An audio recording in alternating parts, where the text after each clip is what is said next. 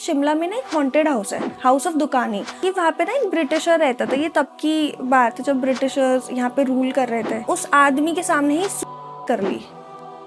जैसे ही वो शिमला के इस घर में जाती है, उसको आसपास के लोग बहुत वार्न करते हैं कि तुम अंदर मत जाओ, अंदर एक आदमी की आत्मा है। जैसे ही वो यहाँ वापस आती है दिल्ली में, तब उसके साथ अजीब चीज़ें होने लग जाती हैं। उसको ऐसा लगने लग जाता है कि उसकी गलती है कि उस औरत का बच्चा मरा था। उसको गिल्ट आने लग जाता है, जो गिल्ट एक्चुअल में वो ब्रिटिशर को होता है ना, अब वो इस पे आ रहा होता है। और वो इस चक्कर में ना खुद को सेल्फ हार्म करने लग जाती है। हर मंदिर पे, हर जगह पे, पीर बाबा पे जाके भी सब ट्राई करते कि मे भी रूपाली बच जाए। तो फिर उनको ना कोई बताते कि यार बालाजी जाओ। और जैसे ही वो रास्ते में भी थे ना, वो बहुत पागलों जैसा एक्ट करने लग गई। कभी चलती गाड़ी से कूदने की कोशिश करने लग गई, कभी चिल्लाने लग गई, खुद को थप्पड़ मारने लग गई कि मैं नहीं जाऊँगी वहाँ पे, मैं नहीं जाऊँगी। वो एकदम ही उसका बिहेवियर ऐसा हो जाता है जैसे वो बहुत बुरी तरीके से पोजेस्ड हो। तो आप एक और स्टोरी बता रहे थे मेरे को। एक लड़की होती है प्रिया। तो प्रिया ना बचपन से ही एक लड़के के साथ, आकाश के साथ पली बड़ी होती है। वो दोनों ना अलग कास्ट के होते हैं। वो तो अपनी पूरी फ्यूचर प्लानिंग करके बैठी थी कि अब वो आकाश से शादी करेगी। अब उसके सारे फ्यूचर प्लान्स खराब हो गए। अब उसकी मम्मी उस पर प्रेशर डाल रही है कि तुम किसी हमारी ही बिरादरी के लड़के से शादी करो। और वो ना एंगर की रेंज में अपने दोनों मॉम डैड को मार देती है। मॉम डैड को मार देती है? मार देती है, हाँ। वो एक ही बात रिपीट करती रहती है, नानू नानू नानू। बोलती है माँ कि चलो अच्छा नानू क्या कह रहे हैं। तो वो बोलती है क्यों मारा। बच्ची बोलती है क्यों मारा। तो स्वागत है गाइस एक और बेहतरीन पॉडकास्ट के अंदर। आज हम हॉरर से जुड़े हुए एक और शख्स को लेके आए हैं, मुस्कान खन्ना जी। स्वागत है आपका। थैंक यू सो मच आने के लिए। हमारे दर्शक, हमारी जो ऑडियंस है, उसके हॉरर जो उसका कंटेंट है ना फेवरेट, वो लाने के लिए थैंक यू। नहीं, thank you for having me. मेरे को तो रियल वन पॉडकास्ट बहुत पसंद है, so it's nice to be here. Thank you so much. और क्या आज हम सुनाने वाले हैं हॉरर, जो कि बंदे कंबल के अंदर ऐसे बैठ के डरे और सुने। तो ये स्टोरी जो आज मैं आपको सुनाने वाली हूँ वो मेरी जानकार की है। जैसे उन्हें पता चला ना कि मैं यहाँ पे पॉडकास्ट देने आ रही हूँ, तो उन्होंने मेरे को बताया कि आप ये स्टोरी वहाँ पे जाके नरेट करो कि लोगों में अवेयरनेस फैले।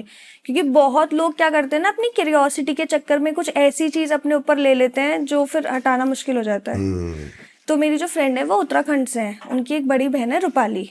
सो रूपाली क्योंकि उत्तराखंड से हैं और वहाँ पे तो आपको पता ही है भूत प्रेत की तो फेमस है इन चीजों के लिए। हाँ, जैसे देवभूमि भी है, पर वहाँ पे भूतों की स्टोरीज और ऐसे इंसिडेंट्स भी बहुत ही ज्यादा है। तो बचपन से ही ना रूपाली और मेरी फ्रेंड ने हमेशा ऐसे भूतों की कहानी सुनी और उनको ना इंटरेस्ट आया। तो रूपाली को बहुत ऐसे इंटरेस्ट था कि जितनी भी जगह हैं, हॉन्टेड प्लेसेस हैं इंडिया की, या जितनी भी जगहों पे वो जा सकती है उसे जाके एक्सप्लोर करना। उसकी फेवरेट प्लेस ही भानगढ़ है, तो वो ऐसी जगहों पे बहुत जाती थी। तो उसको किसी ने बताया, उसने थोड़े आर्टिकल्स में पढ़ा कि शिमला में ना एक हॉन्टेड हाउस है, हाउस ऑफ दुकानी। और ये ना बहुत कम लोग जानते हैं, मतलब इसकी जो प्रॉपर स्टोरी है वो भी आज तक किसी को ज्यादा नहीं पता। मैं आपको बताऊं एक बात। हाँ जी। अगर आप haunted place in Shimla, haunted place in Himachal डालोगे ना, हाँ, तो 10 में से 7 हॉन्टेड प्लेस शिमला में ही है। हाँ, मैंने देखा कि शिमला में तो बहुत ऐसी जगह हैं वहाँ जिसके की रोड, अंदर वहाँ का छोटा बाजार, वहाँ के एक होटल, वहाँ पे एक रोड टनल भी, है। हाँ टनल वाला, हाँ मैंने भी देखा था। तो इसी क्यूरियोसिटी में उन्होंने भी सर्च करा होगा शायद, तो उनको हाउस ऑफ दुकानी के बारे में पता चला।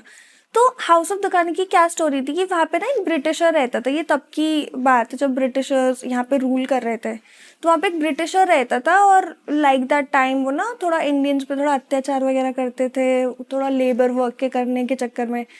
तो उन्होंने ना, जो वहाँ रहता था, एक लेडी को बहुत ज़्यादा सता दिया और वो लेडी उस वक्त प्रेग्नेंट थी। तो अब क्योंकि वो प्रेगनेंसी में उनको इतना काम करवाते थे, लेबर वर्क करवाते थे, उस लेडी का बच्चा नहीं रहा, वो बच्चा मर गया, मतलब प्रेगनेंसी के दौरान ही। अब इस बात से वो लेडी इतना ज्यादा परेशान हो गई, इतना ज्यादा उन्हें दुख आ गया कि उन्होंने ना उस आदमी के सामने ही कर ली और उसको बोल के कि तेरी वजह से मैंने अपना बच्चा खोया है और अब ये मेरी जो मौत हो रही है, मेरे बच्चे की मौत तेरी वजह से हुई है और अब देखियो तू कभी खुश नहीं रहेगा। और उनको ऐसा श्राप सा दे देती है और उनके सामने ही कर लेती है। तो ये बात से उस ब्रिटिशर को इतना ज़्यादा गिल्ट आ जाता है, वो इतना परेशान हो जाते हैं कि उनको लगने लग जाता है कि वो लेडी, वो औरत उनको हॉन्ट कर रही है। ओके। हाँ, उनको अपने ही घर में उस औरत की आवाज़ें सुनाई देने लग जाती है, वो औरत दिखाई देने लग जाती है, ऐसे ऐसे सपने आने लग जाते हैं जैसे उस औरत वो औरत ही है और उसका पेन उन्हें महसूस होता है, उसको ऐसा लगता है कि वो वही औरत है और उसको उसका पेन महसूस होता है। तो इस चलते ना वो इतना ज़्यादा पागल सा हो जाता है कि वो ये पेन बर्दाश्त नहीं कर पाता और वो खुद भी कर लेता है, खुद को शूट कर लेता है, अपने सर पे गोली मार के खुद की भी जान ले लेता है उसी घर में। ओके। हाँ, जो ये घर है हाउस ऑफ दुकानी, वो उसमें मतलब इस घर की हॉन्टेड जो ये शिमला के अंदर है, इसकी ये स्टोरी है, बैक हाँ, स्टोरी है। ये मैं बैक स्टोरी आपको ओके, बता ओके, रही ओके, हूँ ओके। कि वो आदमी अपनी जान ले लेता है। अब क्या है ना, जब से उसने अपनी जान ली है तब से लेके आज तक शिमला में इस घर के पास सब जाने से डरते हैं। पहली बात तो ये काफी हिल्स पे और काफी कोने में है, तो काफी अबैंडन प्लेस है और जो भी यहाँ जाता है बोलते हैं कि उन्होंने उस आदमी की प्रेजेंस फील करी है। सिर्फ उस आदमी की प्रेजेंस नहीं, बल्कि उन्हें ऐसा भी लगता है कि वहाँ पे ना कुछ बहुत ही नेगेटिव वाइब्स है। जो भी वहाँ जाता है काफी डिप्रेस हो जाता है, उनको भी वो औरत का दर्द महसूस होता है। तो यहाँ पे Okay. बहुत कम लोग जाते हैं। तो जैसे ही रूपाली को पता चलता है ऐसा कोई कहानी है, वो अपनी क्यूरियोसिटी में चली जाती है।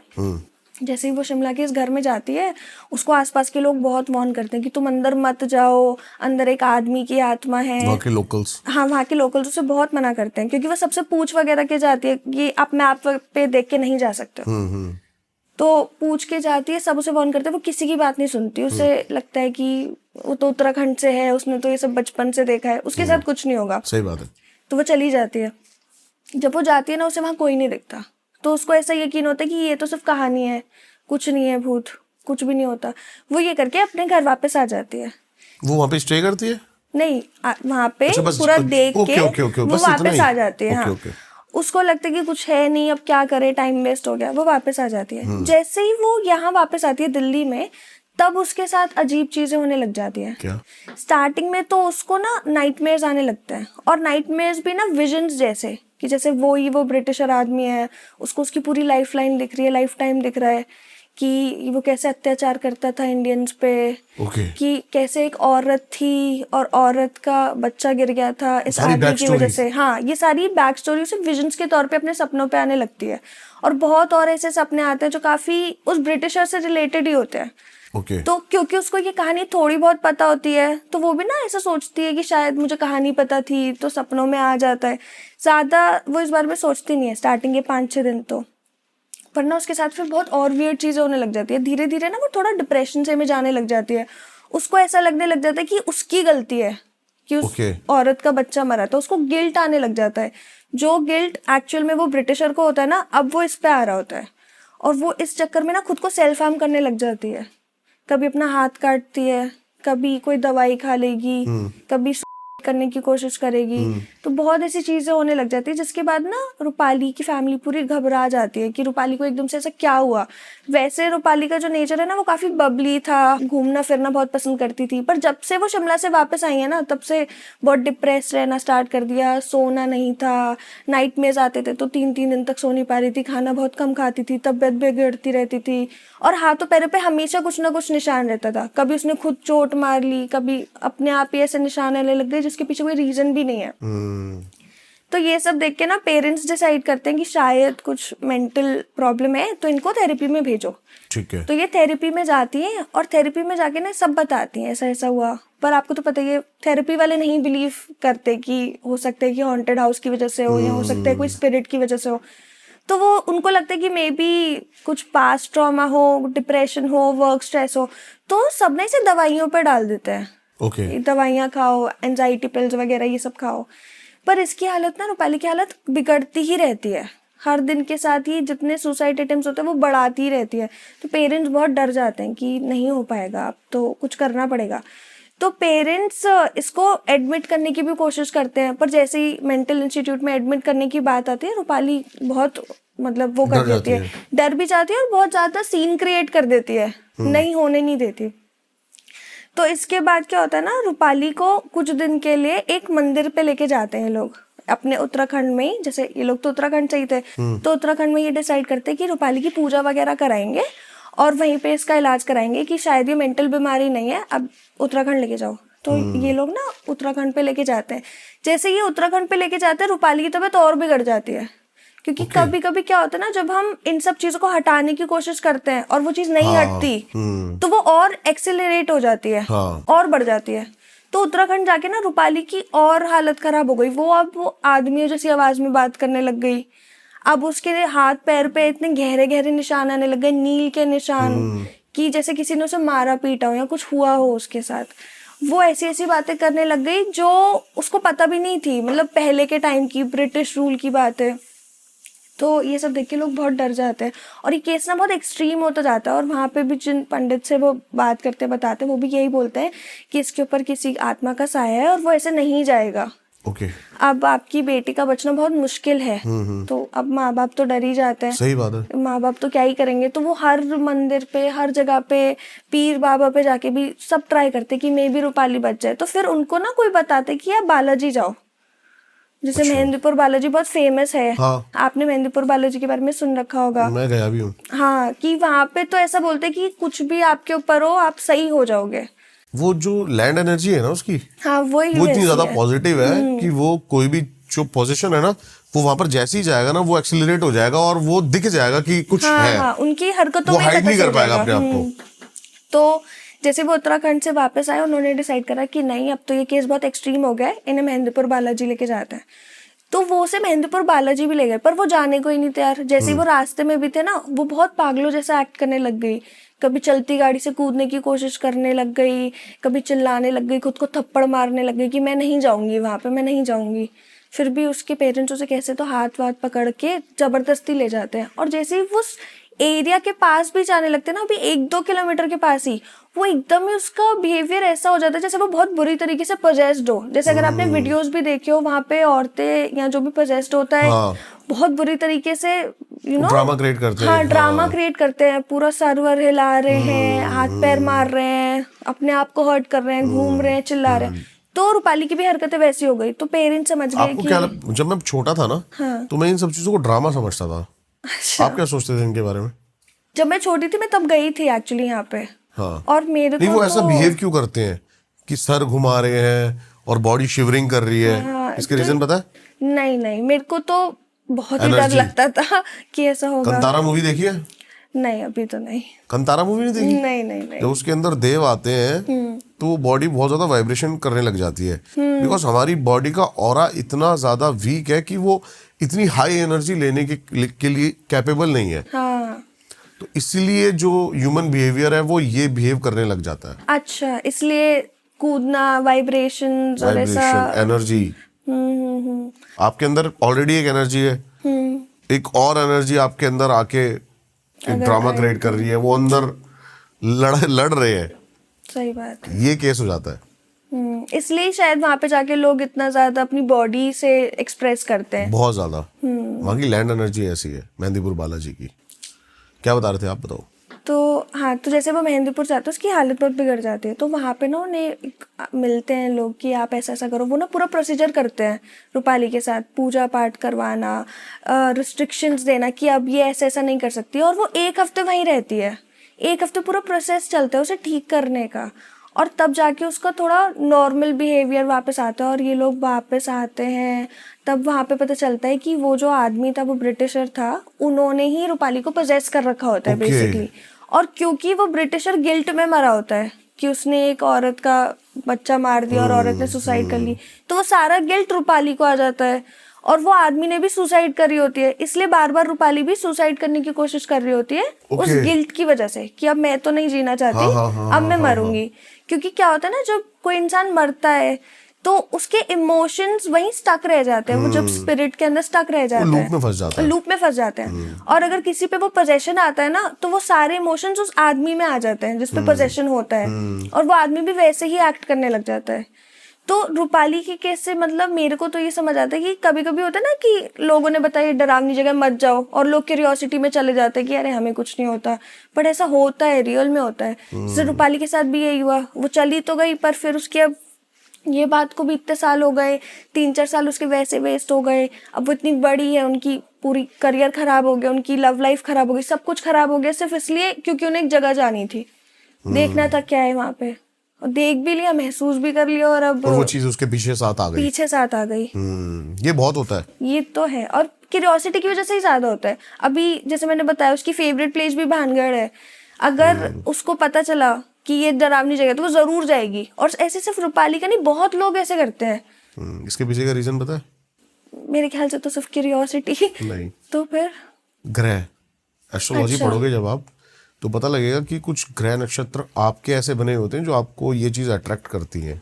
फिर मतलब आपको फिर जाते ही हो आप, चाहे आपका मन करे ना करे, वैसा। वो चीज अट्रैक्ट करेंगी अच्छा। आपको पता लगाना है क्या। कुछ लोगों के ग्रह ऐसे होते हैं, जैसे समय चल रहा होता है कुछ टाइप का, जैसे कि 9वें हाउसेस में अगर मून है, ऐसा कुछ है, तो उनको ही पोजीशन होने के सबसे ज्यादा खतरे होते हैं, भूत दिखते हैं। सूर्य उच्च में है तो आपको, आपका ऑरा इतना ज्यादा स्ट्रांग है कि आपको कोई भी चीज ऐसी हार्म नहीं कर सकती, ना दिखेगी। तो ये चीजें होती हैं। अच्छा। मैं बहुत सारे एस्ट्रोलॉजर्स के पॉडकास्ट कर रहा हूँ आज के टाइम, तो मेरे को पता है। मतलब फिर तो चलो, शायद ये ऐसी चीज है जो टाली नहीं जा सकती, बट प्रिकॉशंस तो लेने ही चाहिए अपनी साइड से। देखो, हमारे घर वाले एक बात कहा करते थे कि रेल की पटरी पे सर रखोगे तो रेल तो सर काटेगी। जाएगी जाएगी, हाँ सही बात। तो ये है। तो मैं तो बट यही बोलना चाहूंगी कि तुम प्रिकॉशन रखो, जो भी रख सकता है। और ऐसी चीज़ों से मैं तो खुद बहुत डरती हूँ। जैसे आप बालाजी की भी बात कर रहे थे, तो बचपन में मैं भी बालाजी गई थी। वहां पे तो उन्होंने मुझे इतना डरा दिया कि पीछे मुड़ के मत देखना, कोई पीछे आ जाता है। प्रसाद घर पे मत प्रसाद लेके मत आना। घर पे लेके आना। हाँ, ये मिथ्स है। हाँ ये मतलब, myths पर है। वहां पे सब लोग बोलते हैं ना, और सब लोग मानते भी है। वहां पे इनफैक्ट जो पुजारी टाइप्स भी होते हैं, वो भी आपको कुछ कुछ चीजें बोलते हैं कि ये नहीं करना है। प्रसाद क्या? की बात तो शायद वो भी बोलते हैं कि मत लेके जाना घर, वहीं खाओ। ओके। हाँ, तो अब जब सब गाँवों में तो बोल ये रहे चीज हैं मानी तो जाती है कि आपको 3 बार कोई आवाज दे रहा है ना, तो आप पीछे मुड़ के मत देखो, कहीं पे भी। कहीं पर भी। अच्छा। और ये उत्तराखंड और हिमाचल में स्पेशली बोला जाता है। चौथी आवाज में ही वो पीछे मुड़ते हैं, वहाँ के लोकल्स जो होते हैं। अच्छा। हाँ, ये एक एंटिटी है। ओ, ये एक एंटिटी है, आपको आपके नाम से बुलाएगी। छलावा कहते हैं शायद इसे। छल बेताल। छल बेताल। और जैसे ही आप पीछे मुड़ के देखोगे 3 आवाजों में, तो आप पोजेस हो चुके हो। ओके। उसको पता लग गया है कि ये मेरे को देख सुन सकता है, तो वो आपके इनविटेशन थ्रू जो भी उसके अधूरे सपने या फिर अधूरे काम, जिस भी है। लूप में फंसा हुआ है, वो उसको पूरा कर सकता है। ये होता है। इनविटेशन समझ लेते हैं कि हाँ, अब आपने एक्सेप्ट कर लिया उनका बिल्कुल सही कह रहे इनविटेशन। हो। हाँ, नहीं नहीं, ऐसे तो मैं तो ये सब बिल्कुल ही ध्यान से रखती हूँ। जैसे मैं तो इतना भी सुपरस्टिशियस हूँ, जैसे बोलते हैं ना चौराहे से टाप के मत जाओ, कुछ सामान रखा हो, तो मैं तो वो भी नहीं करती। मैं रास्ता ही बदल देती हूँ कि ऐसा नहीं करना चाहिए। तो फर्स्ट स्टोरी तो यही थी, जिससे मैं आपको आपके चैनल से एक मैसेज पहुंचाना चाह रही थी कि मत बिना बात के करना। दिलेर मत बनो। हाँ, बिना बात के मत जाओ। ऐसे अपनी क्यूरियोसिटी को ज्यादा वो मत दो। तो आप एक और स्टोरी बता रहे थे मेरे को, वो भी बड़ी इंटरेस्टिंग थी, उसका बताओ आप क्या है। हाँ, तो ये स्टोरी ना क्यूरियोसिटी की वजह से नहीं, बट ऐसी है कि खुद के कर्म सामने आ गए। ओके। हाँ, तो ये स्टोरी पर मुझे किसी ने बताई थी। तो इसके अंदर क्या होता है, एक लड़की होती है प्रिया, है ना। अच्छा। प्रिया दिल्ली की रहने वाली है। तो और ये थोड़ी पुरानी स्टोरी है, ठीक है। ठीक है। तो प्रिया ना बचपन से ही एक लड़के के साथ, आकाश के साथ पली बड़ी होती है। वो सेम स्कूल में जाते हैं, सेम ट्यूशन्स में जाते हैं। उनकी फैमिली भी मतलब काफ़ी फेमिलियर होती है, अच्छे फ्रेंड्स होते हैं। तो उनका आना जाना बहुत लगा रहता है कि एक दूसरे के पास आना जाना, घूमना फिरना। और उनके पेरेंट्स को भी ना इस चीज़ से कोई प्रॉब्लम नहीं होती। जैसे कुछ पेरेंट्स होते हैं ना कि नहीं मत करो, लड़का है करके, पर उनके पेरेंट्स को नहीं होती। तो पर यहाँ पे एक चीज़ है कि वो दोनों ना अलग कास्ट के होते हैं, प्रिया और आकाश। और उसके बावजूद भी वो काफ़ी क्लोज होते हैं। तो प्रिया और आकाश के मन में ना एक ऐसी बात बैठ जाती है कि हम अगर रिलेशनशिप में भी आते हैं तो हमारे पेरेंट्स को कोई दिक्कत नहीं होगी, क्योंकि पेरेंट्स इतने अच्छे दोस्त हैं, बचपन से सब साथ है। तो ये सोच के वो जब 9th 10th में ही होते हैं, वो रिलेशनशिप में आ जाते हैं। ओके। और वो उनका रिलेशनशिप मतलब ऐसा पिक्चर परफेक्ट रोमांस बुक वाला होता है ना, वैसा होता है कि वो साथ स्कूल में है, फिर साथ घर आए, फिर ट्यूशन भी साथ गए, और हर जगह घूमने जा रहे हैं। वो क्यूट क्यूट मोमेंट्स वाला। ऐसे करके उनका 5-6 साल रिलेशनशिप चलता है। अब प्रिया थोड़ी हो गई बड़ी, वो 22 साल तक की हो गई। ओके। अब जैसे ही प्रिया 22 साल की हुई, अब थोड़ा ऐसा होता है ना कि 22 साल की उम्र में लड़की को बोलना स्टार्ट कर देते हैं शादी कर लो, हाँ। शादी कर लो। तो प्रिया के घर की तरफ से थोड़ा सा प्रेशर आना स्टार्ट हो गया कि अब शादी कर लो। ओके। तो जैसे ही प्रिया के घर से प्रेशर आया ना कि शादी कर लो, तो प्रिया एकदम हैरान हो गई कि ये ऐसा क्यों बोल रहे हैं, इन्हें तो पता होना चाहिए मैं आकाश से शादी करूंगी। कि हमारा ऐसा तो क्यों? क्योंकि मैंने बताया ना वो बचपन से ही साथ रहते थे और उनके दिमाग में ये बात बैठ गई थी कि जैसे अब अगर हम लोग रिलेशनशिप में भी आते हैं तो नहीं होगा। जैसे कभी कभी पेरेंट्स भी ऐसा करते हैं ना, अब तो अब सीधा समधी बनेंगे, वो मजाक मस्ती में बोल देते हैं। ओके। अब बचपन से जब बच्चा ये सब सुनता है और एक ही आदमी के साथ रह रहा है तो उनको भी लगता है कि मे बी शायद यही है, इसी के साथ होगी। तो प्रिया बहुत हैरान हो जाती है कि ये ऐसा क्यों बोल रहे हैं, मैं तो इनको तो पता होना चाहिए मैं आकाश के साथ हूँ। मतलब जाहिर सी बात है, अगर कोई लड़की किसी लड़के के साथ 24 घंटे ही रह रही है, स्कूल से लेकर रात तक, फिर रात को भी फोन पे बात कर रहे हैं, एक दूसरे के घर आना जाना है, फैमिलीज भी इतनी फ्रेंडली है, तो हो सकता है ना कि अब उनका जो फ्रेंडशिप है रिश्तेदारी में बदल जाए। तो प्रिया को ये डाउट था कि अब ऐसा क्यों पूछ रहे हैं। तो वो अपनी मम्मी से बोलती है कि शादी तो मैं आकाश से करूंगी, आप क्यों रिश्ते ढूंढ रहे हो। तो जैसे ही वो ये बात अपनी मम्मी से बोलती है तो उसकी मम्मी एकदम ही एग्रेसिव हो जाती है कि आकाश उनकी तो जाति हमसे अलग है, वो तो छोटी जाति के हैं, ये है हमारी कास्ट इतनी ऊंची है, सोसाइटी क्या बोलेगी, तू तो हमारी बेइज्जती करवाना चाहती है। जैसे टिपिकल इंडियन पेरेंट्स वाला। हाँ। तो वो बोलती है कि आपको तो पता ही था, बचपन से आप देख ही रहे हो। कहती वो सिर्फ दोस्त बनाने लायक है, उनकी जाति में शादी हम नहीं कर सकते, हम थोड़ा ऊंची जाति के हैं। ऐसे करके वो उसे बहुत डांटती है। ये पहले के जमाने में थोड़ा चलता भी ज्यादा था। अब तो थोड़ा लव मैरिज वगैरह बहुत कॉमन हो गई है, पर पुराने टाइम पे ये बहुत चलता था। तो प्रिया ये देख के बहुत ज्यादा घबरा जाती है कि ये तो क्या ही हो गया। वो तो अपनी पूरी फ्यूचर प्लानिंग करके बैठी थी कि अब वो आकाश से शादी करेगी, उनकी एक फैमिली होगी, वो कुछ करेंगे, उनके प्लान्स होंगे। अब उसके सारे फ्यूचर प्लान्स खराब हो गए। ओके। अब उसकी मम्मी उस पर प्रेशर डाल रही है कि तुम किसी हमारी ही बिरादरी के लड़के से शादी करो और अब बस पढ़ाई वढ़ाई बहुत हो गई, अब शादी करो। तो प्रिया को ऐसा महसूस होने लग जाता है कि अब उसकी लाइफ खत्म। एक तो शादी उसकी पसंद के लड़के से नहीं हो रही, फिर पढ़ाई वगैरह भी रोक रहे हैं, तो उसको बहुत बुरा लगता है। अब ये देखने के बाद तो वो आकाश से बात करने जाती है कि यार ऐसा हो गया, अब क्या करें। तो आकाश उसे बहुत समझाता है कि कोई बात नहीं, मेरे पेरेंट्स बात करेंगे तुम्हारे से। आकाश के घर पे ऐसा नहीं होता। आकाश के घर पे उनकी फैमिली को पता भी होता है और उनको कोई दिक्कत भी नहीं होती। उनके लिए उनके बेटी की खुशी है जो मैटर करती है। वो थोड़ा उस टाइम के हिसाब से भी काफी ओपन माइंडेड थे कि चलो तुम्हें पसंद है, कोई बात नहीं, लड़की के पेरेंट्स हमें भी पता है, फैमिली एक दूसरे को जानती है, तो कर लेंगे। तो आकाश उसे बहुत समझाता है कि नहीं ऐसा नहीं होगा, तुम परेशान मत हो, मम्मी पापा बात करेंगे तुम्हारे मम्मी पापा से। पर प्रिया कहती कि नहीं चलो एक काम करते हैं, पहले मैं ही ट्राई करती हूँ, मम्मी तो मानी नहीं, मैं पापा से बात करूंगी। अब प्रिया के पापा जो थे ना वो थोड़े शांत स्वभाव के थे, ज्यादा बोलना नहीं, पर बेटी से बहुत प्यार करते थे, है ना, गुस्सा कभी करा नहीं। और प्रिया के घर पे कभी उस पे आज तक किसी ने गुस्सा भी नहीं करा था, ना हाथ उठाया था, ना गुस्सा करा था, ना कभी किसी चीज से रोक टोक थी, जो तब के टाइम पे थोड़ा रेयर भी था। तो जब आपको ऐसी कोई रेयर चीज मिले ना तो आपको लगता ही नहीं कि आपके साथ कुछ और हो सकता है। आप फिर सोचते हो कि मेरे को तो मिल गया ना, हाँ मैं स्पेशल हूँ, मेरे को तो हर चीज मिलनी चाहिए। ऐसा थोड़ा एक वो भी आ जाता है मन में। तो जैसे ही वो सोचती है कि पापा से बात करना है तो उसको लगता है कि पापा क्या ही करेंगे, 2 बातें सुना देंगे, फिर मम्मी को मना लेंगे, शादी हो जाएगी, सब कुछ सही हो जाएगा, सब कुछ सॉल्व हो जाएगा। वो खुश हो जाती है फिर से। अब वो पापा के पास जाती है और पापा से बोलती है कि देखो मैं तो आकाश से शादी करना चाहती हूँ, आप उसके घर के बारे में जानते हो, पेरेंट्स के बारे में जानते हो, मतलब मेन रीजन तो यही होता है ना, लड़का कैसा है, घर कैसा है, पैसा वैसा अच्छा कमाता है कि नहीं, ये सभी सही बात है। तो वो बोलती है आपको तो सब पता है, तो आपको तो दिक्कत होनी ही नहीं चाहिए। तो प्रिया के पापा कुछ नहीं बोलते उसे, बस खड़े होते हैं और उस पर हाथ उठा देते हैं, मतलब उसे चाटा मार देते हैं। तो जैसे उसे चाटा पड़ता है ना, उसकी पूरी दुनिया ही पलट जाती है कि जो पापा उस पर आज तक कभी चिल्लाए नहीं, एकदम ही चाटा मार दिया। तो एकदम घबरा जाती है, डर जाती है कि अब तो समझ गई वो, अब कुछ नहीं हो सकता। अब इसके बाद तो चाहे आकाश के मम्मी पापा बात करें या वो फोर्स करे, अब शादी नहीं हो पाएगी, कोई चीज मैटर नहीं करती। क्योंकि जिस आदमी ने आज तक आवाज नहीं उठाई, चाटा मार दिया का मतलब अब समझ रहे हो ना कि स्टॉप है, अब ये टॉपिक पे बात नहीं होगी। सही कह रहे हो, है ना। तो वो डर जाती है। पर इन चीज़ों में ना वो इतना ओवरवेल्म हो जाती है, जैसे कभी कभी ऐसा होता है ना कि आपके बहुत सारे इमोशंस आ जाते हैं, आप गुस्सा भी होते हो, आपको बुरा भी लग रहा होता है, आप डिसअपॉइंटेड भी होते हो, आप ओवरवेल्म हो जाते हो बहुत ज़्यादा। तो वो ओवरवेल्म हो जाती है और उसका जो गुस्से वाला साइड होता है ना वो उसको बहुत हावी पड़ जाता है और वो ना एंगर की रेंज में अपने दोनों मॉम डैड को मार देती है। अब ज्यादातर आपने ऐसे केसेस मॉम डैड को मार देती है? मार देती है, हाँ मार देती है। ये तो आपने इतना इजीली बोला, मतलब मार देती है, मतलब मार ही देती है। अब मैं बता रही हूँ ना कैसे, कि जैसे आपने कभी ऐसे केसेस सुने होंगे ना कि किसी बहुत ही मतलब कमजोर से दिखने वाली लड़की ने किसी बहुत ही आदमी को मार दिया जो उससे डबल साइज का हो एंगर रेज में।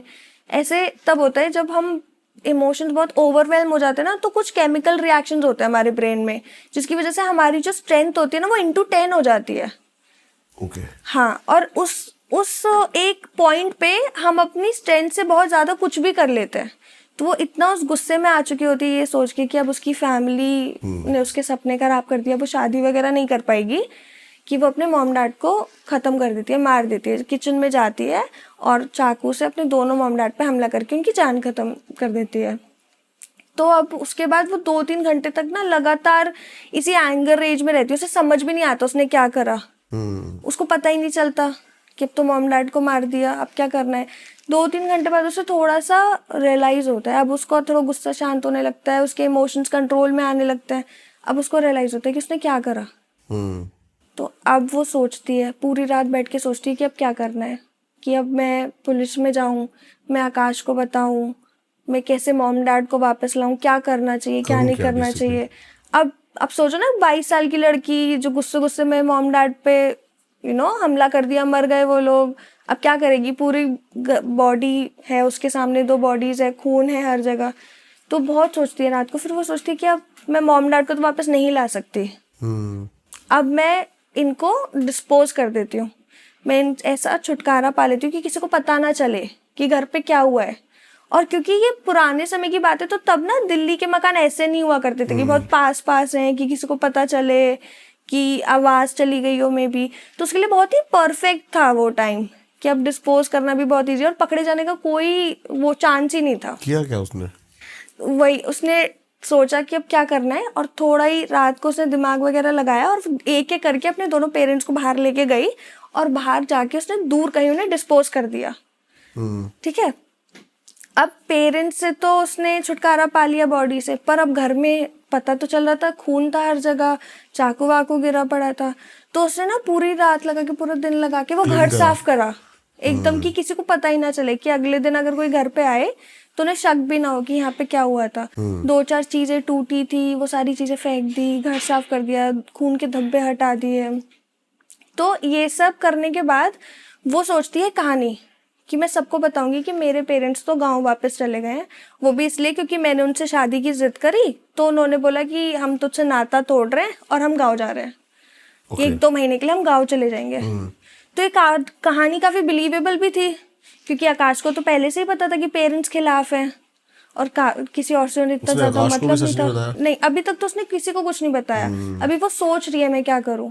तो सोचते हुए सोचती है कि मैं ऐसी कहानी बनाऊंगी कि मेरे पेरेंट्स चले गए गांव रिश्तेदारों के पास, क्योंकि आकाश वगैरह मतलब से शादी नहीं करने देना चाहते थे उसे। अगले दिन वो आकाश को बुलाती है और रोते रोते बोलती है कि मेरे पेरेंट्स ने मुझे छोड़ दिया, कि उन लोगों ने अपनी इकलौती बेटी को छोड़ दिया सिर्फ इसलिए क्योंकि मैं तुमसे शादी करना चाहती, और मैंने तुम्हारे लिए उन्हें छोड़ दिया। तो उसको पूरा मैनिपुलेट कर देती है, उसको ऐसा फील करा देती है कि मैंने अपने पेरेंट्स को इसलिए छोड़ा है क्योंकि वो तो तुम्हारे साथ नहीं रहने देना चाहते थे मुझे। तो ये देख के ना आकाश के मन में एक सॉफ्ट स्पॉट आ जाता है, कि एक तो वो उससे प्यार बहुत करता था, और दूसरा एक लड़की ने आपके लिए अपना परिवार छोड़ दिया, तो आपको उसके लिए इमोशंस भी वैसे आ जाते हैं कि अब तो ये मेरी जिम्मेदारी है, अब तो इसे मैं रखूंगा। ठीक है, तो जैसे वो आकाश को बताती है कि मेरे पेरेंट्स 1-2 महीने के लिए गांव चले गए, आकाश सोचता है कि एक काम करते हैं, हम इसी टाइम पे शादी कर लेते हैं, कि जैसे ही तुम्हारे पेरेंट्स आएंगे पैरों में गिर के माफी मांग लेंगे, फिर तो उन्हें एक्सेप्ट करना ही पड़ेगा कि अब तो शादी हो गई, अब क्या ही करेंगे वो लोग। और पेरेंट्स आकाश के तो ऑलरेडी मान चुके होते हैं, तो आकाश के पेरेंट्स की विशेस के साथ वो दोनों शादी कर लेते हैं 1 महीने के अंदर ही। अब इतनी जल्दबाजी में शादी होती है, आकाश के पेरेंट्स, आकाश सब उससे बोलते कि अब तो तुम पेरेंट्स को बुलाओ, अपने माँ बाप को बोलो, शादी हो गई है, वापस माफी आए, मांग लेते हैं। माफी मांग लेते हैं कि चलो सब चलते हैं, मेरे माँ बाप भी चलते हैं और तुम्हारे मम्मी पापा को समझाएंगे, बात करेंगे। तो वो बोलती है कि ठीक है मैं बात करती हूँ। ऐसे करके वो आकाश को और कहानियों में डालती रहती है, क्योंकि आप एक झूठ बोलते हो ना, फिर आपको 100 और बोलने पड़ते हैं। अब तक तो उसने सोचा नहीं होता मैं क्या करूंगी। जैसे ही वो बोलती है कि ठीक है मैं बताऊंगी, तो ना ऐसे ही नाटक वाटक करती है कि चलो मैं शाम को बात करूंगी, कोई बात नहीं। शाम को वो बात करके ऐसे एक और कहानी बनाती है कि मैंने पेरेंट्स को बताया कि मैंने तुमसे शादी कर ली, तो उन्होंने मुझे छोड़ दिया पूरा, कि अब तो हमारी बेटी है ही नहीं, अब हम वापस ही नहीं आ रहे, ओके अब नहीं आएंगे हम। तो वो और बिलीवेबल हो जाता है आकाश के लिए कि हाँ हो सकता है कि बेटी ने शादी कर ली हो इच्छा के बिना, इसलिए माँ बाप ने छोड़ दिया हो। अब उसे तो पता ही नहीं माँ बाप है ही नहीं। तो अब आकाश मान जाता है कि अब तो इसको माँ बाप ने छोड़ ही दिया होगा। तो वो ना बहुत कहानियां बनाती है कि मैंने अपने रिश्तेदारों से भी सबसे नाता तोड़ दिया है। अब क्योंकि अब आप माँ बाप को ही नहीं छोड़ रहे तो फिर रिश्तेदारों मतलब को वो ये तो जता रही है उसको, तुम्हें माता पिता, तुम्हें बंधु सखा, तुम्हें। तो उससे बिल्कुल आकाश को ऐसा दिखा दिया कि उसने आकाश के लिए अपनी पूरी लाइफ छोड़ दी, रिश्तेदार, माँ बाप, सब कुछ त्याग दिया। तो अब आकाश ना उसके लिए और ज्यादा प्यार में हो जाता है कि अरे ये तो अब कुछ नहीं कर सकते, मेरी बीवी है, अब छोड़ो, जो हुआ, मेरी फैमिली अब इसकी फैमिली है। सही बात है। तो अब आकाश एक अच्छा पति होने के नाते बोलते हैं कि ठीक है अगर तुम्हें इतना बुरा लगता है, क्योंकि वो बहुत रोती है उसके सामने कि मेरे माँ बाप ऐसे कैसे कर सकते हैं ये वो। तो कहते हैं कि ठीक है तुम्हें इतना बुरा लगता है तो आज से हम भी उन्हें छोड़ते हैं, हम भी उनसे बात नहीं करेंगे। ओके। तो अब प्रिया के लिए तो इजी हो गया, उसके लिए तो ये बात हो गई कि अब उसे कहानी नहीं बनानी पड़ेगी। तो इस बात को टाइम हो जाता है, आकाश और प्रिया की शादी बहुत अच्छी चलती है, उनके बच्चे भी हो जाते हैं। जब उसकी बच्ची होती है वो 2-3 साल की होती है, तो प्रिया एक चीज नोटिस करती है, जैसे आपने कभी सुना है कि बच्चे बहुत इजीली स्पिरिट्स वगैरह को एनकाउंटर कर लेते हैं। वो जब तक बोल नहीं पाते तब तक। हाँ, तब तक वो बहुत इजीली स्पिरिट्स को देख सकते हैं, क्योंकि बच्चों के दिमाग में ना रियल वर्ल्ड और पैरानॉर्मल वर्ल्ड का डिफरेंस नहीं पता होता, तो उनको सब सच्चाई ही लगती है। अगर उन्हें कुछ दिखता है तो उनको सच में ही लगता है कि कोई खड़ा होगा तभी तो दिख रहा है। क्योंकि बच्चों को बहुत इजीली, बच्चों को और जानवरों को ये सब चीजें बहुत इजीली दिख जाती है। उसका रीजन बहुत अलग है, लेकिन मैं इस पॉडकास्ट में बताऊंगा ना, तो आधा घंटा ये एक्सप्लेन करने में चला जाएगा कि क्यों ऐसा होता है कि बच्चों और जानवरों को दिखते हैं गोस्ट spirits। दिखते हैं। क्या रीजन है, कुछ शॉर्ट में बता दो। थर्ड आई एक्टिवेशन होती है इनकी, जब आप ध्यान मुद्रा में चले जाते हो, जब आपका दिमाग शांति में होता है, बहुत शॉर्ट में बता रहा हूँ, तो आपके चक्कर्स जो होते हैं वो बैलेंस होते हैं और आपकी शस्त्रधारा आपकी थर्ड आई को एक्टिवेट कर देती है। अच्छा। एक नारायणी माया का पर्दा होता है आंख के आगे से, वो हटा हुआ होता है। उसके बाद हम मोह माया में पड़ जाते हैं और तो उसके बाद अपनी सब एक झूठी दुनिया में बस जाते हैं। उसके बाद हमें कुछ और दिखाई नहीं देता। ये बहुत शॉर्ट में बताया मैंने। अच्छा। इसके पीछे एक लॉजिक्स है, साइंस है, वो बताने में आधा घंटा लग जाएगा मुझे। चलो कोई नहीं, बट जो शॉर्ट में बात है कि वो नोटिस करती है कि उसके बच्चे को कुछ दिख रहा है, कि वो जो उसकी बच्ची होती है अभी 2-3 साल की होती है, दीवार की तरफ देख के ना बहुत हंसती है, खेलती है, ऐसे हाथ ऊपर करती है, जैसे गोद में उठाने के लिए बच्चे हाथ ऊपर नहीं करते कि उन्हें कोई गोद में उठाए, तो वो दीवार की तरफ ऐसे बहुत करती है।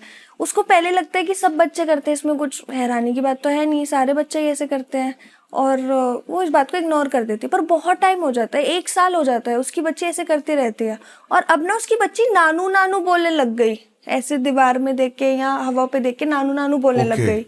तो अब ना उसको थोड़ा वो होता है कि नानू, हमने तो शब्द ही नहीं सिखाया इसे कभी, क्योंकि उसके तो दादा दादी थे ना, तो वो दादू बोलती थी, पापा बोलती थी, मम्मा बोलती थी, पर नानू तो जब आप कहीं से सुनेगा बच्चा तभी तो बोलेगा। पर वो ऐसे नानू नानू करके अपनी भाषा में जितना थोड़ा बहुत बच्चे बोल पाते उतना बोलती थी। तो जैसे माँ वगैरह अपने बच्चे की बात समझ जाते हैं, है ना, तो वो पूछती है नानू क्या, नानू क्या। तो वो थोड़े टाइम बाद ना जब बच्चा थोड़ा बोलने लग जाता है, तब जब उससे पूछती है उसकी माँ कि क्या नानू, कौन दिख रहा है, तो वो बोलती है नानू। फिर वो पूछती है कि नानू कौन, तो वो एक ही बात रिपीट करती रहती है, नानू नानू नानू। बोलती है माँ कि चलो अच्छा नानू क्या कह रहे हैं, तो वो बोलती है क्यों मारा, बच्ची बोलती है क्यों मारा। तो उसकी मम्मी को थोड़ा शौक लगता है, क्यों मारा। तो अब वो समझ जाती है कि शायद सच में ही इसे कुछ दिख रहा है, शायद सच में इसे उसके पापा की स्पिरिट फील हो रही है, दिख रही है, तभी तो वो रियलाइज कर पा रही है ना, क्यों मारा, तो एक बच्ची क्यों ही पूछेगी, तो बार बार वो यही पूछती रहती है, क्यों मारा क्यों मारा। अब उसकी मम्मी थोड़ा डर जाती है मेरे गूज़बम्स आ गए सुन के। कि ये तो उसकी बच्ची उसका पर्दाफाश करेगी, ये देख के उसको डर लगने लग जाता है। पर फिर भी वो इग्नोर कर देती है कि एक बच्ची क्या ही बता पाएगी। पर अब क्या होता है ना, वो बच्ची आकाश के सामने भी, अपने पापा के सामने भी ऐसे सवाल पूछने लग जाती है, पापा क्यों मारा, पापा क्यों मारा, ऐसे करके। तो जो वो पापा बोलने चाह रही है वो एक्चुअली प्रिया के पापा की बात कर रही है, पापा क्यों मारा, पापा को क्यों मारा। हाँ, पर वो पूरा सेंटेंस तो बोल नहीं सकती, तो अपनी भाषा में जितना बोल पा रही है, पापा क्यों मारा। तो आकाश भी बार बार प्रिया से सवाल पूछता है कि ये ऐसा क्या देख रही है, तुम क्या दिखा रही हो, क्या बता रही हो, ये ऐसा क्यों पूछती है, क्यों मारा क्यों मारा। क्योंकि अगर आप किसी बच्चे के मुंह से सुनोगे मारा शब्द तो आपको लगेगा ना कि कुछ तो बात है, नहीं तो शायद आप उन्हें ऐसे ही प्यार में मार दो तब हो सकता है या कुछ। तो अब जब आकाश भी प्रिया से सवाल पूछने लग जाता है तो प्रिया और डर जाती है कि अब तो कुछ है, ये ना तो पकड़ी जाऊंगी या तो हो सकता है आकाश को शक हो, कहीं कुछ बात ना आ जाए। और प्रिया का प्यार ना आकाश के लिए एक ऑब्सेशन की तरह होता है, क्योंकि आप समझो जिस प्यार में वो अपने पेरेंट्स को मार सकती है वो ऑब्सेशन ही तो है ना। तो अब वो डर जाती है, तो वो सोचती है कि अब ना कि अपने बच्चे को चुप कराने के लिए उसको शायद किसी की हेल्प लेनी पड़े, कि उसको अगर कुछ सच में दिखता है तो उसको हटाना पड़ेगा ना। और प्रिया और आकाश रहते भी उसी घर में थे जहाँ पे प्रिया ने अपने पेरेंट्स का कत्ल करा था ना, वो उसी घर में रहते थे। तो उसका शक और भी पक्का हो गया कि मे बी हम इसी घर में रहते हैं, इसी घर में उनकी आत्मा हो।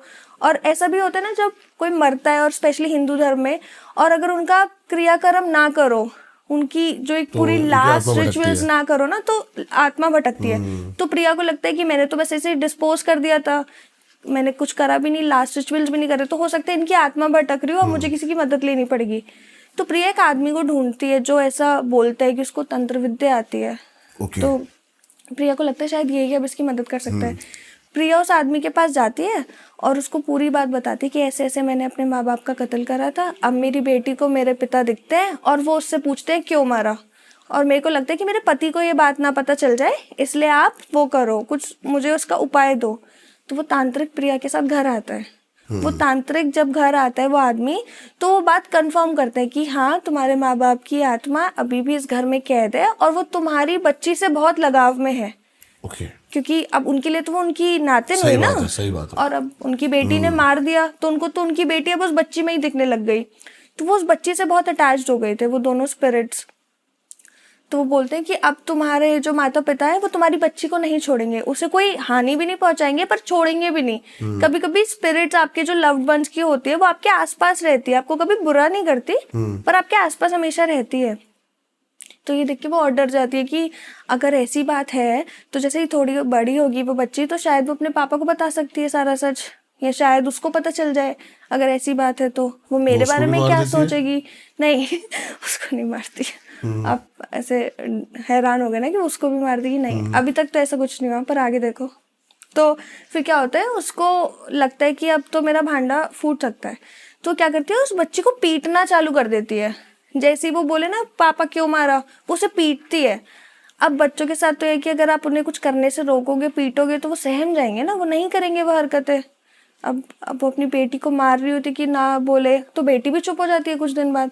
पर जैसे ही प्रिया अपनी बेटी को मारना स्टार्ट करती है ना, वो नोटिस करती है कि जहां जहां उसने अपनी बेटी को मारा होता है वहां पे और गहरे निशान उसके खुद के शरीर पे होते हैं।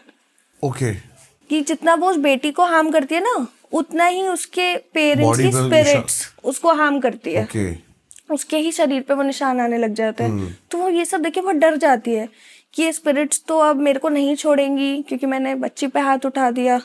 तो धीरे धीरे करके ना उसको यकीन हो जाता है स्पिरिट्स है, तो वो और इस बात में पागल सी होना चालू हो जाती है। उसको नाइटमेयर्स आने लग जाते हैं अपने पेरेंट्स के, उसको फील होने लग जाता है कि उसने बहुत गलत करा है। आज तक तो उसको इस बात का कोई गिल्ट भी नहीं था, वो अपनी लाइफ आराम से जी रही थी, पर अब उसे पता है कि वो पेरेंट्स वही हैं, उसे पता है कि उसकी बच्ची और पति को पता चल सकता है। तो अब ना वो गिल्ट में और बहुत उसमें आने लग जाती है, परेशान होने लग जाती है। अब ये सब ना आकाश भी देखता है, तो उससे पूछता है कि तुम इतनी परेशान क्यों हो, ऐसा क्या हो गया, अभी तक तो सब सही चल रहा था और ये निशान किस चीज़ के हैं। तो ये जैसे सवाल बढ़ते हैं ना, वो आकाश से भी थोड़ा कटने लग जाती है। अब उसकी जो पिक्चर परफेक्ट लाइफ होती है वो थोड़ा खराब होने लग जाती है कि अब क्या करे, कुछ इसका कोई सोल्यूशन तो है नहीं। तांत्रिक भी उसको बहुत ही ज्यादा टाइम तक पागल बनाता है कि तुम ये करो वो करो तब स्पिरिट जाएगी, ऐसा करो वैसा करो। वो उससे बहुत ज्यादा पैसे ठगता है इन सब की नाम पे, क्योंकि स्टोरी तो वो पहले ही बता चुकी होती है तांत्रिक को। तो अब उसको लगता है कि अगर वो तांत्रिक की बात नहीं मानेगी तो हो सकता है तांत्रिक उसके पति को बता दे सच। तो अब उसे इसका भी डर होने लग जाता है। या ऐसा भी हो सकता है उसको लगता है कि शायद तांत्रिक सच ही बोल रहा हो, मुझसे पैसे ना ले रहा हो, ये सच में कोई पूजा होती हो। सही बात है। तो अब उसे तांत्रिक भी पागल बना रहा है, वो परेशान भी है, उसको रातों को नींद भी नहीं आती और उसको नाइटमेयर्स भी आता है। और उसके जो शरीर पे निशान है ना वो बढ़ते ही जाते हैं। अलग अलग जगह पे अलग अलग निशान। आकाश नहीं पूछता कि ये निशान क्या है? वही तो अभी तो कि आकाश ने पूछा तो वो उससे कटने लगी ना।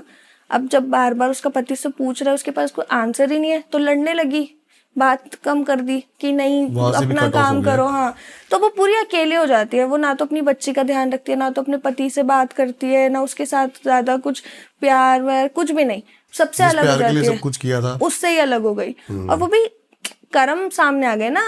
अब तो वो बहुत ही गंदे लूप में फंस गई। अब क्या होता है कि अब उसको नहीं आता कि करना क्या है समझ। तो बहुत अलग अलग तरीके सोचती है। पहले वो सोचती है कि बच्ची मार दूं, फिर वो सोचती है पति मार दूं, वो बहुत चीजें सोचती है पर वो कुछ कर नहीं पाती, क्योंकि वो अपने बच्ची और पति से तो बहुत ही प्यार करती है। तो वो कुछ भी नहीं कर पाती। एक दिन ना इसी परेशानी में, ना सोने की वजह से, फ्रस्ट्रेशन में, वो ना चीखने चिल्लाने लग जाती है कि मैंने आपको नहीं मारा, आप मेरी आकाश से शादी नहीं होने चाहते थे और आप लोग चले जाओ यहाँ से, मैं बहुत खुश हूँ, ऐसा करके रो के चीखने चिल्लाने लग जाती है अपनी बात उन पेरेंट्स तक पहुँचाने के लिए। इतने में पीछे से आकाश आ जाता है और आकाश सब कुछ सुन लेता है। तो जैसे ही आकाश आता है तो वो उसके कंधे पे हाथ रखते हैं कि ये तू क्या बोल रही है, क्या हो गया। और जैसे वो आकाश को देखती है ना, तो आप प्यार करते हो किसी से तो आप उसके सामने कन्फेस कर लेते हो एक पॉइंट के बाद, तो सब उसे सच बता देती है, ये सोच के कि शायद आकाश उसे माफ कर देगा कि मेरे प्यार में करा है और अब पछतावा है तो मैं भी माफ कर दे। तो वो आकाश को सब सच बता देती है। और ये सब सुन के आकाश पूरा हैरान कि ये क्या हो गया। उसको तो लग रहा था उसकी वाइफ बहुत भोली भाली है, पेरेंट्स को छोड़ दिया, बहुत प्यार करती है, बच्ची से बहुत प्यार करती है, पर जैसे ही वो सुनता है कि उसने उसे पेरेंट्स को मार दिया और अब बच्ची को भी पीटती है, वो बहुत हर्ट हो जाता है और वो अपनी वाइफ को बर्दाश्त नहीं कर पाता और छोड़ देता है और पुलिस के पास जाके बता देता है सब कि ऐसे ऐसे मेरी वाइफ है, उसने इतने साल पहले अपने पेरेंट्स का कत्ल करा है, अब वो मेरी बच्ची पीटती है, आप इसको अंदर कर दो। जैसे ही वो ये पुलिस को रिपोर्ट करता है, तुरंत 1-2 घंटे में पुलिस आ जाती है आकाश के साथ वापस। और जैसे ही वो देखती है ना कि उसके पति ने, जिसके लिए उसने इतना सब कुछ करा, जिसके लिए उसको इतना ऑब्सेशन था, वो उसको टर्न इन कर रहा है, पुलिस को भेज रहा है, उसको हार्ट अटैक आ जाता है और वो मर जाती है। उसी घर में जिसमें उसने अपने पेरेंट्स को मारा होता है, उसी घर में वो खुद भी मर जाती है। जिस प्यार के लिए मारा होता है उसी प्यार के हाथों, टाइप्स ऐसा। क्या बात है, ये सच में एक वही कहानी थी कि कर्म सामने आ ही जाते हैं। आप कितना भी कोशिश कर लो, आप भाग जाओगे, आप कितना ही भाग पाओगे, 1 साल 2 साल 3 साल, तो कभी ना कभी तो वापस आएगा ही। सिर्फ उस वे में ना आए, मे भी शायद दूसरे वे में। हमको लगता है कि मे भी हमने किसी के पैसे खाए अगर, तो मे भी हमारे भी कोई पैसे खाएगा, पर शायद ऐसा ना हो आप बीमार पड़ जाओ, समझ लो, कुछ भी हो सकता है। तो बहुत मजा आया आपकी कहानी सुन के। सच में मैं तो इमेजिन कर रहा था पूरा, और मेरे दिमाग में घर भी चलने लगा कि एक पुराना सा घर है, उसके दीवारें ऐसी हैं, सारा मैं इमेजिन करने लगा। नहीं, थैंक यू। आई होप आपको भी ये पॉडकास्ट उतना ही अच्छा लगा और उतने ही आपने इमेजिन करी हो चीजें। कमेंट करके बेस्ट पार्ट इस पॉडकास्ट का जरूर हमें बताएं, लाइक करके जरूर हमें बताएं कितना आपको उससे हमें मोटिवेशन मिलती है। प्यारे प्यारे कमेंट्स, अपनी एनर्जी थ्रो करें। अच्छा नहीं लगा तो गालियां बकें, अच्छा लगा तो प्यार दें। जैसी भी आपकी एनर्जी है वो आप कमेंट में स्प्रेड करें। मुस्कान खन्ना जी का आपको इंस्टाग्राम और यूट्यूब चैनल डिस्क्रिप्शन में मिल जाएगा। ऐसी कहानियां ये अपने ऊपर डालती रहती हैं अपने चैनल पे, तो जाके चेकआउट करें। मिलते हैं किसी और पॉडकास्ट में। Thank you so much. Thank you. नमस्कार।